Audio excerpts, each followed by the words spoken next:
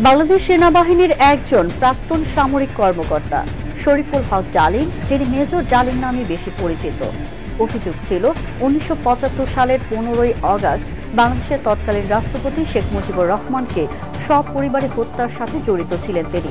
সেই আলোচিত মেজর ডালিম রবিবার রাত ৯টায় প্রবাসী সাংবাদিক ইলিয়াস হোসেনের নিজস্ব ইউটিউব চ্যানেলে বিশেষ লাইভে যুক্ত ছিলেন, যেখানে তিনি তার জীবন ও সাম্প্রতিক সময়ের ঘটে যাওয়া নানা ইস্যু নিয়ে কথা বলেছেন।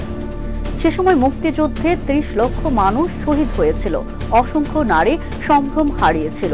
সাংবাদিক ইলিয়াসের করা প্রশ্নের জবাবে মেজর ডালিম বলেন, কথাটা কিভাবে জন্ম নিল এটার ইতিহাস বললে আমি তোমাকে আবার স্মরণ করে দিতে চাই।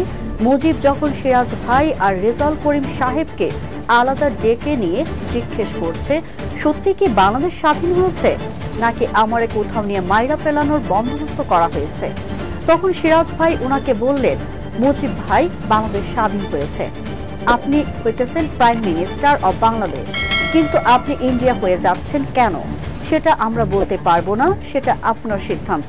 তখন শেখ মুজিব বলেন, ইন্টারভিউ নেবে তো যে ক্ষয়ক্ষতি কত। তখন সিরাজ ভাই বললেন, এই সব কিছু মিলিয়ে ক্ষয়ক্ষতি প্রায় ৩ লক্ষের মতো।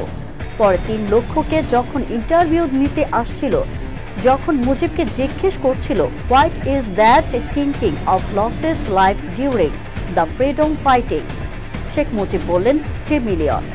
৩ লক্ষকে বানাই ফেলাইল ৩ মিলিয়ন। ওইখান থেকে যে রেকর্ড বানানো শুরু হলো ৩ মিলিয়ন।